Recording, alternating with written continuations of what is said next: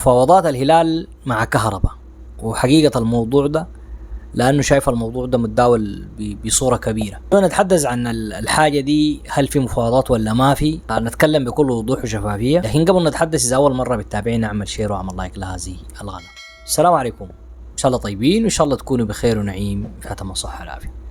طبعا كلكم شايفين زي ما متداول في السوشيال ميديا إنه الهلال بيتفاوض مع كهرباء، قطع شوط كبير في المفاوضات، ودي أخبار تناولتها بعض الصحف. لكن إحنا قبل نتكلم عن حقيقة الموضوع ده ونفنده، أنت إذا سألت نفسك سؤال، هل الهلال محتاج للاعب زي كهرباء؟ لاعب عمره 32 سنة ولاعب حياته المهنية كلها عدها مشاكل في الزمالك، في الأهلي، في مصر، في ليبيا، كل دولة مش لاقي عمل مشاكل، وقاعد يعمل مشاكل في الفريق وما قاعد يقدم الإضافة الحقيقية.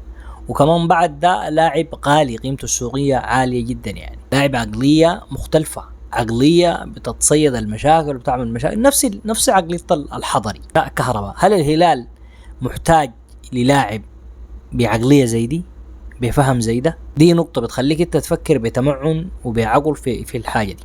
تاني حاجة نتكلم عنها، الهلال بيملك جان كلود وبيملك أداما كوليبالي، يعتبروا من أفضل الأجنحة في أفريقيا، ما في أفضل منهم.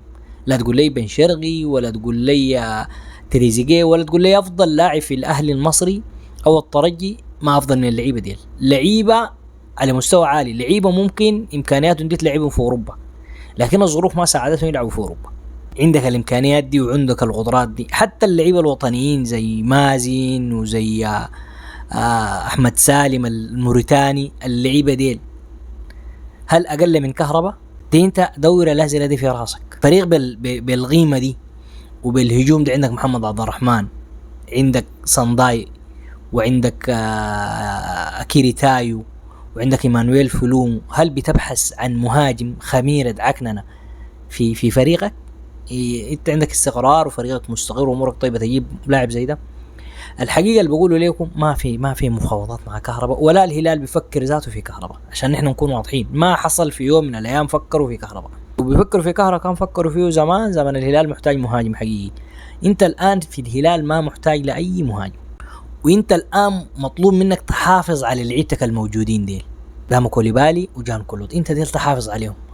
عشان كده يا جماعه، عشان نكون في الصورة ونكون واضحين، ما في مفاوضات، ده كله شتل بتاع اعلام، كله صفحات بتبحث عن لايكات. ما الهلال لا يبحث عن كهرباء ولا بيفكر في كهرباء.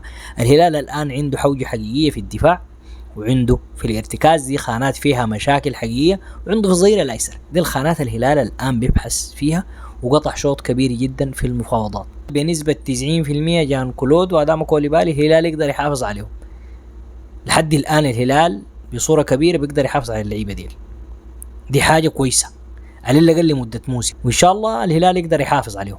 عندك الترسانة دي، أنت ما محتاج للاعب زي كهرباء عشان ما الناس تتناول الموضوع وتتكلم وتتحدث والهلال يتفاوض. لا، كلام زي ده ما في، وما في مفاوضات مع كهرباء، وما في. الهلال أصلا ما بيفكر فيه ولا عايز لاعب زي ده. لاعب عمره 32 سنة، لو ده ما كان جبت بيتر شالولي. الهلال عنده نواقص محددة في خانات محددة بيبحث عنها، اتفق مع لعيبة معينين وخانات محددة الهلال بيبحث عنها، خلاص اتفق.